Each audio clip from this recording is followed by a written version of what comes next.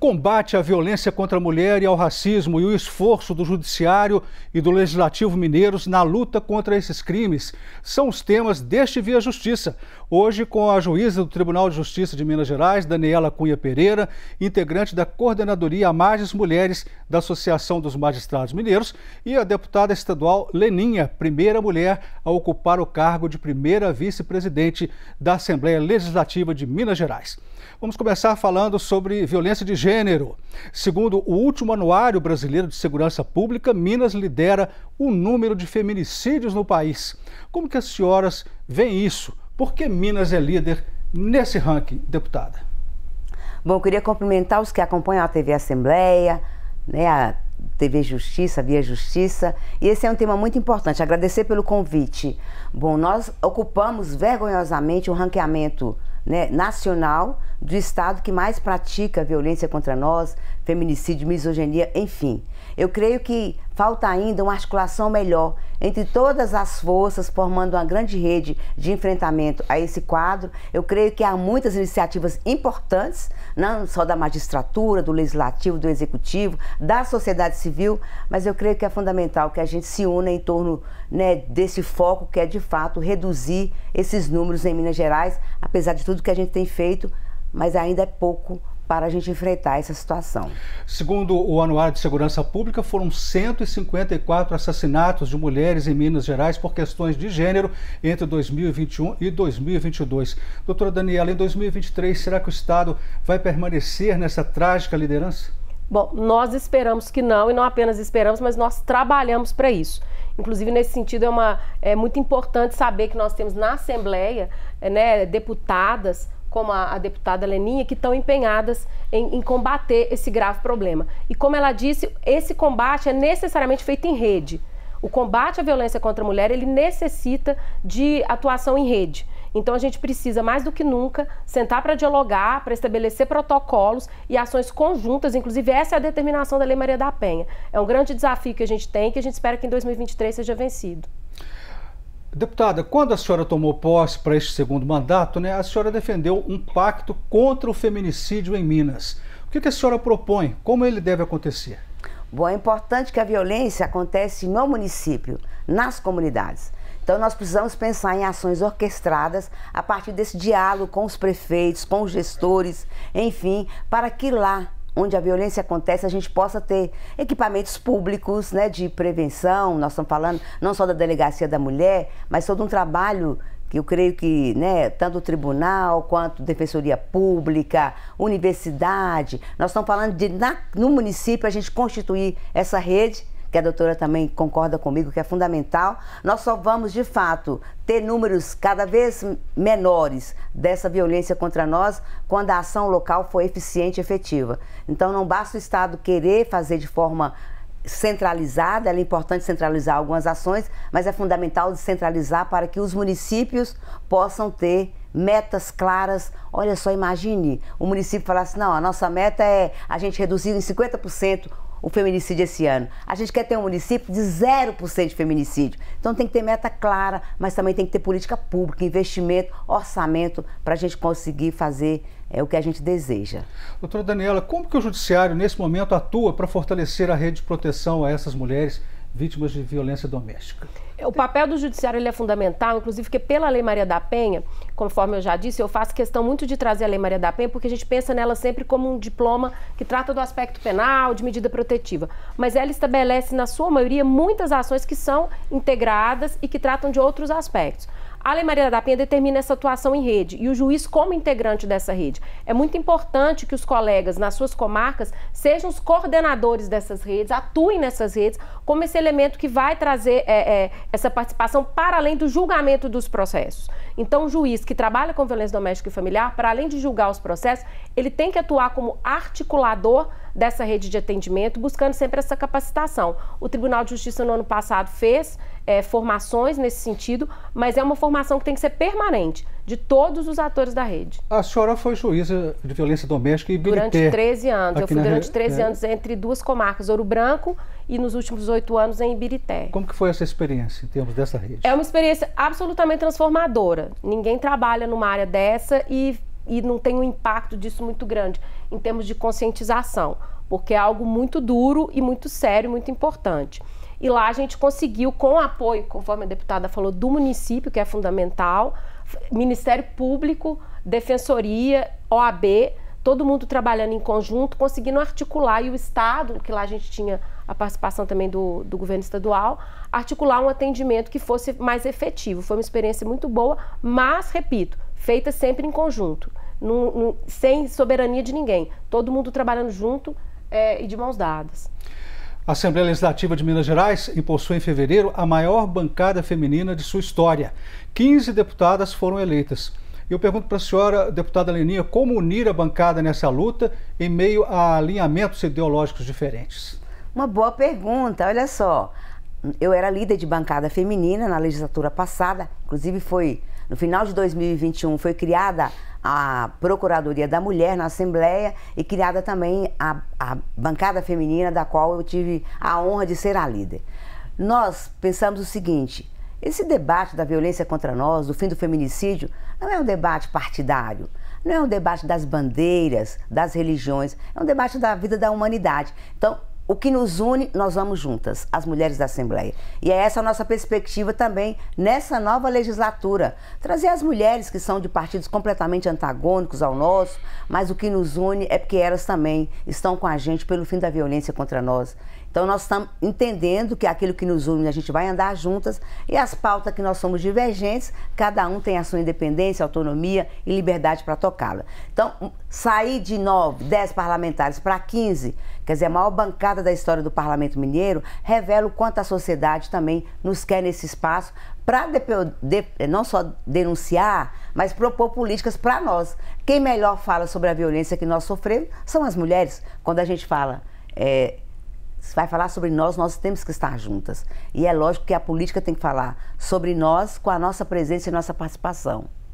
Deputada, a senhora falou sobre política pública. Precisa de mais política pública? Eu pergunto logo em seguida para a senhora, doutora Daniela, precisa de mais leis protetivas, apesar de tantas já existentes?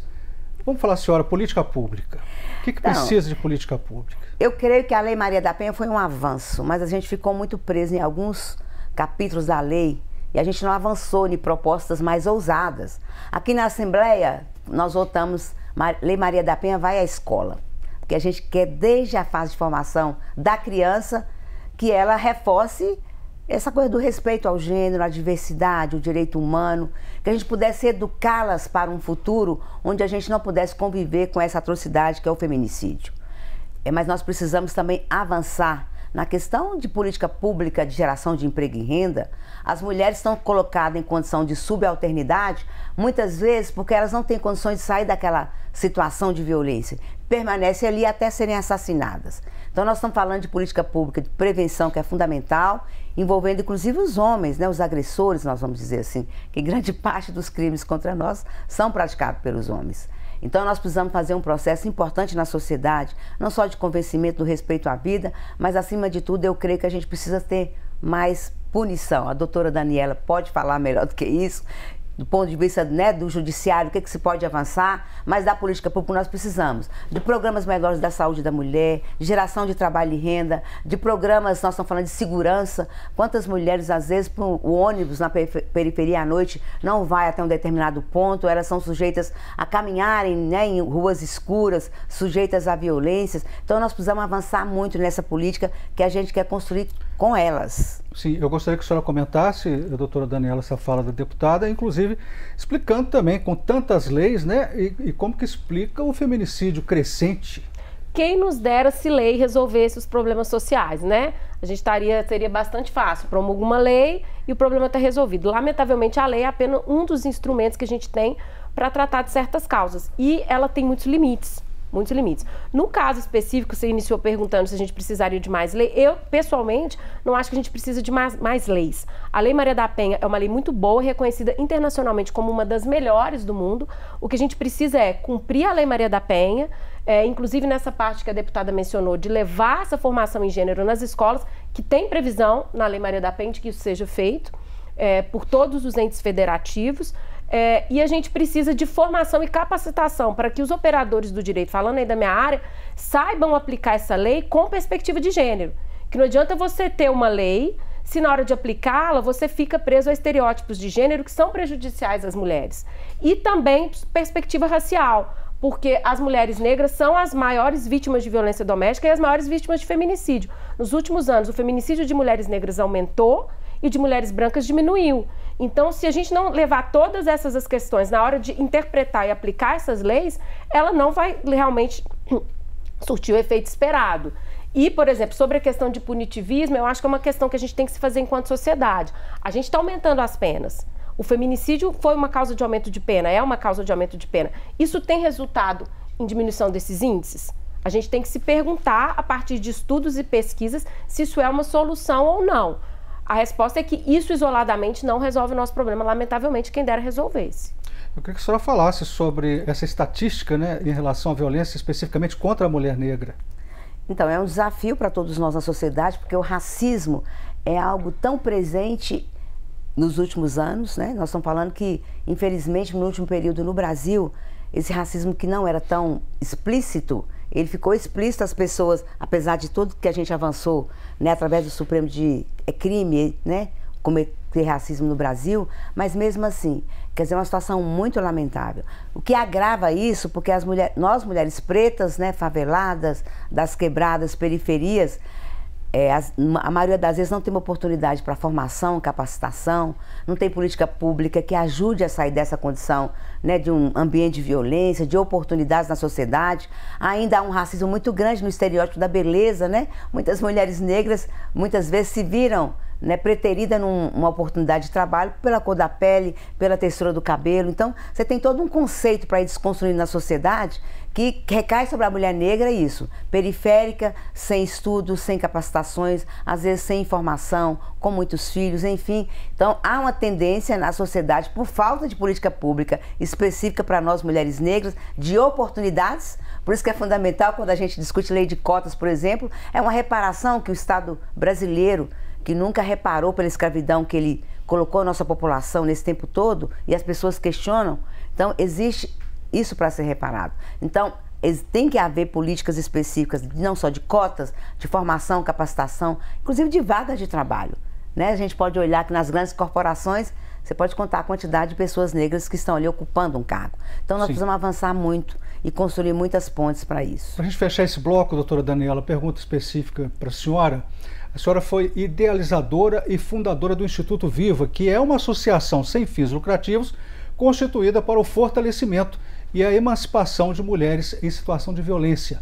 Qual é a atuação do Instituto? Como as mulheres podem se beneficiar das ações do Instituto Viva? O Instituto Viva, ele tem atuação em várias áreas, mas os pilares dele são a orientação jurídica gratuita e o atendimento psicológico gratuito. Então, as mulheres entram no site ou no Instagram, lá tem muitas informações. A gente promove diversos eventos e ações ligadas à literatura, à emancipação social, mas através desses dois canais elas podem pedir consultoria com uma advogada ou serem encaminhadas para assistência psicológica gratuita. Esses são os principais ramos de atuação, embora a gente tenha outros.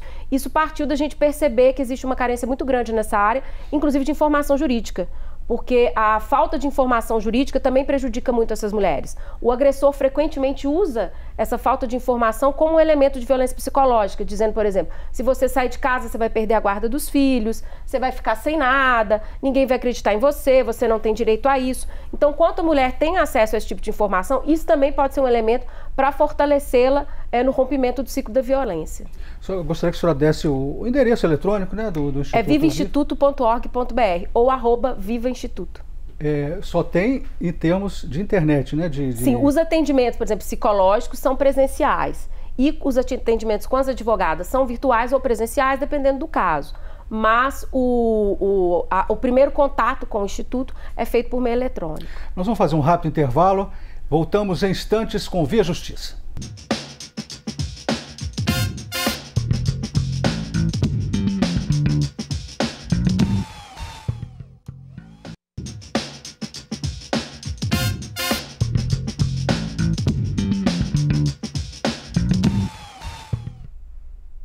Estamos de volta com Via Justiça, hoje com a participação da juíza Daniela Cunha Pereira e da deputada estadual Leninha.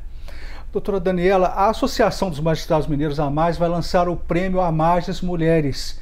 Qual é a importância desse prêmio na luta em defesa da mulher vítima de violência? Esse projeto é um projeto muito importante, que eu considero muito importante e é muito pioneiro no âmbito da associação, até porque só a partir do ano passado, na atual gestão da AMAGES, que nós tivemos uma coordenadoria específica para as magistradas, na AMAGES Mulheres, né, o que foi uma coisa muito importante, muito pioneira. Esse prêmio busca premiar, obviamente, ações e projetos da sociedade civil que se destinam ao fortalecimento, à emancipação de mulheres e também ao combate à violência de gênero. Então é destinado à sociedade civil, podem participar associações ou pessoas físicas que tenham projetos nessa área, vai ter uma premiação em dinheiro e a gente busca dar visibilidade para esses projetos, estimular essas iniciativas e gerar um diálogo também dos magistrados e magistradas do Estado com os movimentos sociais, com as pessoas físicas que se dedicam a esse tema, pontuando essa importância, para deixar clara a importância que esse assunto tem. A gente quer deixar muito marcada a nossa preocupação com esse tema. A deputada Leninha é a primeira mulher negra a participar da mesa diretora da Assembleia Legislativa de Minas Gerais. É também a primeira mulher no cargo de primeira vice-presidente da Assembleia. Deputada, essa conquista ela tem uma simbologia muito grande. Como que a senhora se vê nessa posição? Bom, você disse muito bem, é muito simbólico. Uma pessoa, né, com a minha história e trajetória, lógico que eu não cheguei na mesa sozinha, tem toda a história das articulações políticas, né, dos blocos, enfim, mas é muito simbólico no ponto de vista de toda uma luta de mulheres que me antecederam, inclusive. Outras deputadas nessa casa lutaram muito para que tivesse mulher na mesa. É lógico que nós tivemos algumas mulheres na mesa, mas como você mesmo disse, na vice-presidência é a primeira vez. Eu digo que revela um pouco que a sociedade também vem não só incidindo na política, mas também observando.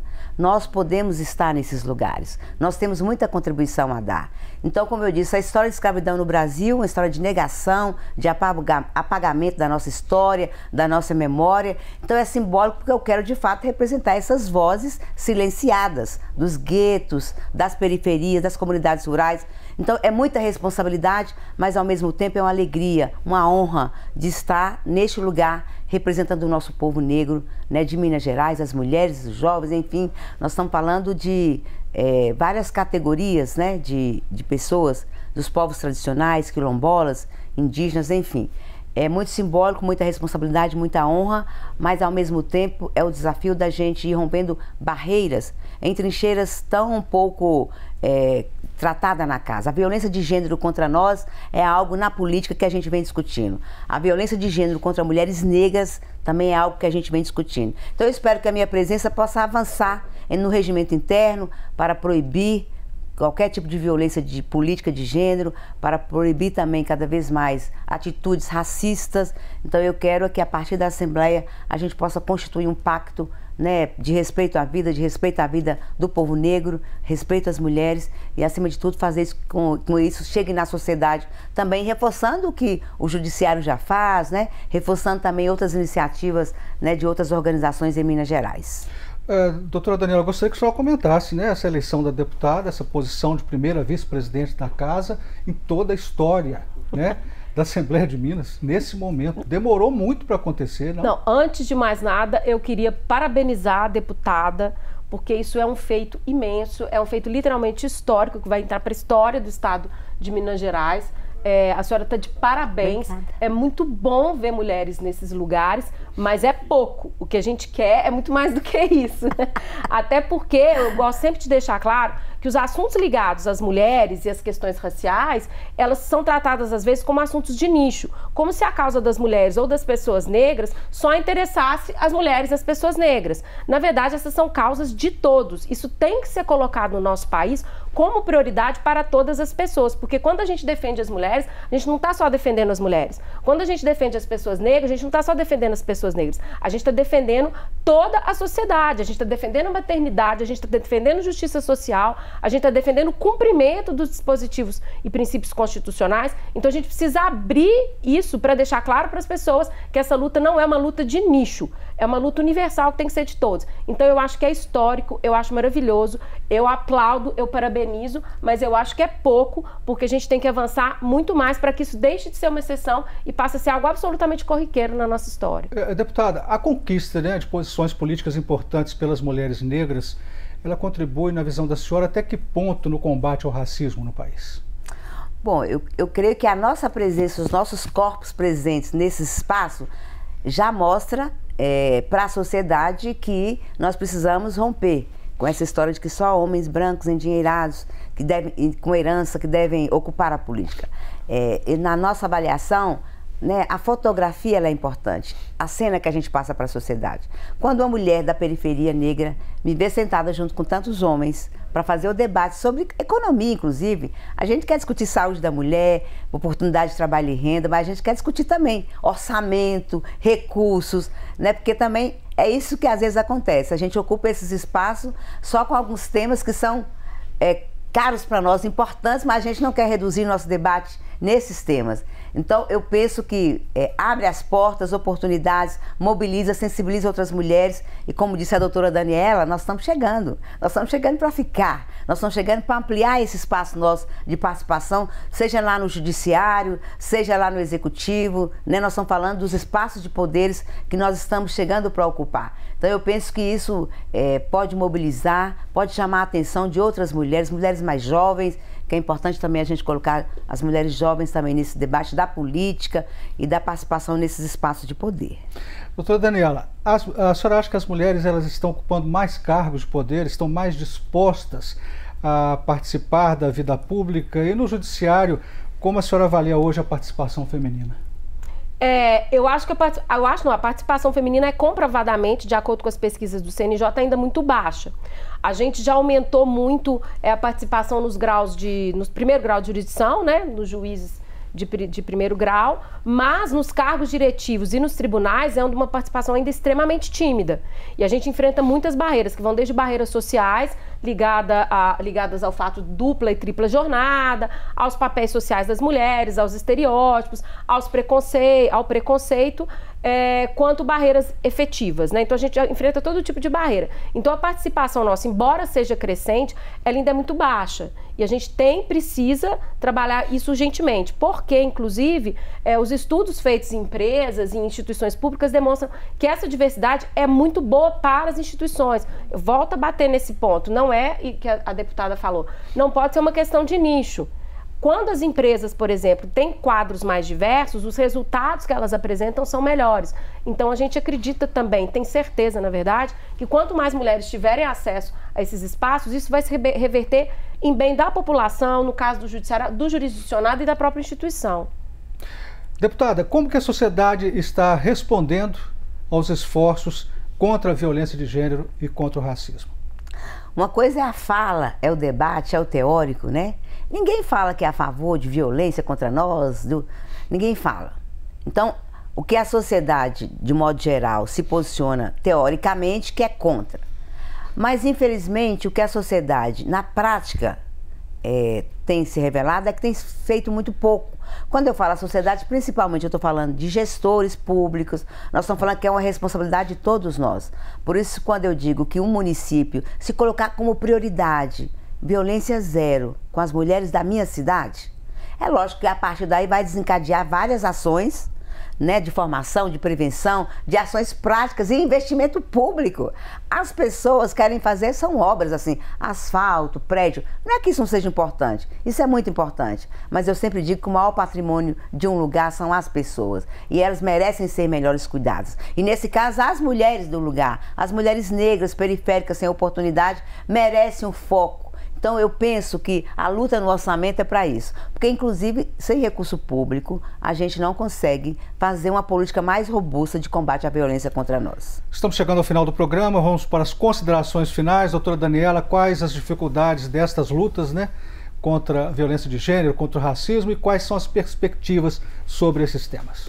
As dificuldades são muitas, até porque, conforme a deputada pontuou, é muito fácil você dizer que é a favor do direito da mulher ou que você é contra a violência. Ninguém fala, eu sou a favor de violência contra a mulher. Ninguém diz isso, né? É relativamente fácil você fazer uma palestra num local, mas se comprometer de fato com essa causa, com tudo que isso demanda, já é outra história. Eu, inclusive, tenho um temor que hoje em dia muita gente usa essa causa para ter visibilidade, para se beneficiar em termos pessoais, mas não se compromete. Então, assim, a gente tem muitas dificuldades. Mas, para além de todas as dificuldades, a gente tem muita força, tem muita coragem e quando a gente se une, a gente consegue, de fato, implementar muita coisa. A história está aí para mostrar. Então, para além de todas as dificuldades, eu faço questão de pontuar que a gente tem muita força e que a gente vai conseguir avançar. Considerações finais da senhora, deputada? Queria agradecer, inclusive, uma oportunidade importante de estar aqui com a doutora Daniela. É bom saber que tem mulheres como ela também no judiciário. Eu sei que tem outras e que a gente pode, de fato, formar essa grande rede, não só com nós mulheres, mas com os homens de bem, com aqueles homens também que querem, junto com a gente, combater, né, essa violência contra nós. Então, muito obrigada. Eu espero que a gente possa ir cada vez mais avançando na política, avançando também na formação dessas redes nos municípios, para a gente chegar um dia a uma sociedade sem violência contra nós. Muito obrigado, senhoras, pelas participações. Obrigada. O Via Justiça de hoje termina aqui. Nós conversamos com a juíza Daniela Cunha Pereira e com a deputada Leninha, primeira vice-presidente da Assembleia Legislativa de Minas Gerais. Anote aí nosso e-mail para contato, viajustiça@amages.com.br e nos acompanhe também pelas redes sociais da Amages. Obrigado pela audiência.